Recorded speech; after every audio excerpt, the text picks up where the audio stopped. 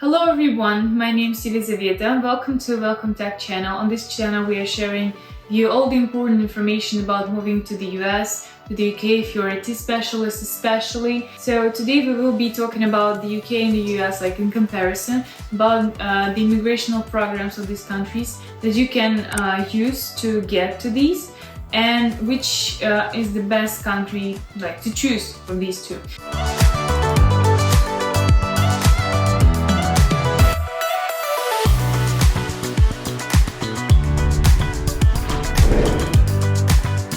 Of course, it really depends on your personal preferences. Firstly, it depends on what you're going to do in this country, of course.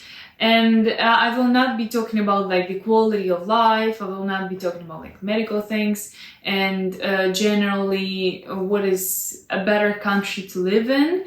I think that you can decide it for yourself and it's very personal.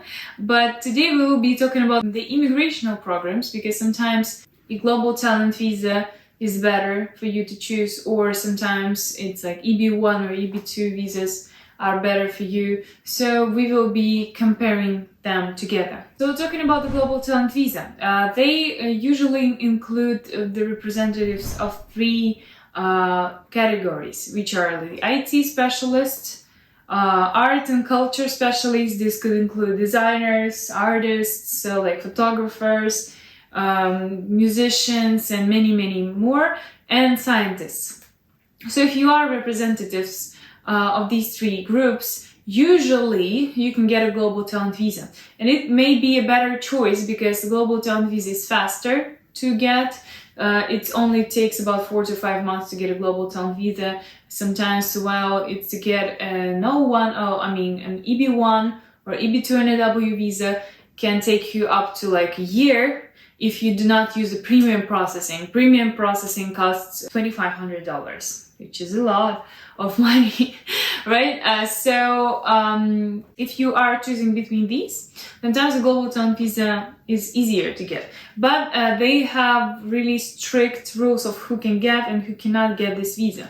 And if you are not eligible for the visa, if you are a representative of one of these three groups, sometimes it is better to turn to the US because they include much more applicants. So if you are curious if you can get a global talent visa or you can't, so if you can apply for that or can't, please contact us for a free consultation. We can help and just to understand whether you should even start this process or not.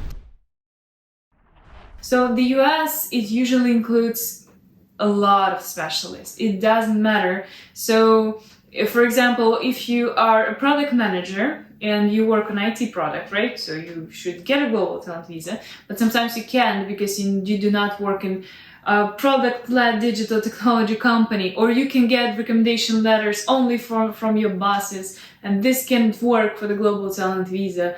Oh my God, they have really strict procedure in this case. And talking about the US, it's not so. It's more like a different process. So you will need to prepare just very different documentation, and this is not that strict. So sometimes it is better to choose the US over the global talent visa. Talking about the US, it takes longer time, but generally it's sometimes easier to get because of the reasons that I've told you already. And the US economy, they can process like more specialists in general. So generally, with EB visas, all 5 of EB visas, it's like about 40,000 people a year can get that. While talking about the global talent visas, maybe just 15,000 people. So they can process more applications, they can get more people. And also, talking about the US, this has a little bit more of a difficult process of applying. So if I believe people can apply for the global talent visa themselves without the help of any lawyers and consultants who work with that, well, it is possible, but it will take you a much longer time. And I know that preparing for the global talent visa can get up to like half a year if you do it yourself.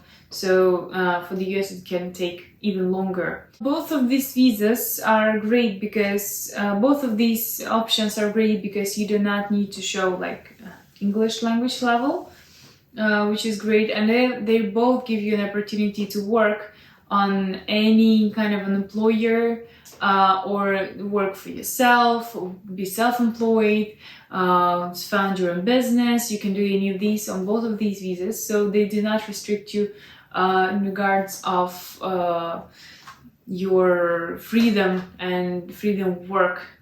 But we are not talking about the O1 visa in this case, because it does restrict you in a little bit. I think these are the most like pros and cons of the UK and the US visa. Of course, it is better to choose the country on what country you like more and you want to live more than on its immigrational process, because we are ready to help with that. And if you're interested in a free consultation, please contact us with the information that you have down below. So thank you so much for watching and have a good day!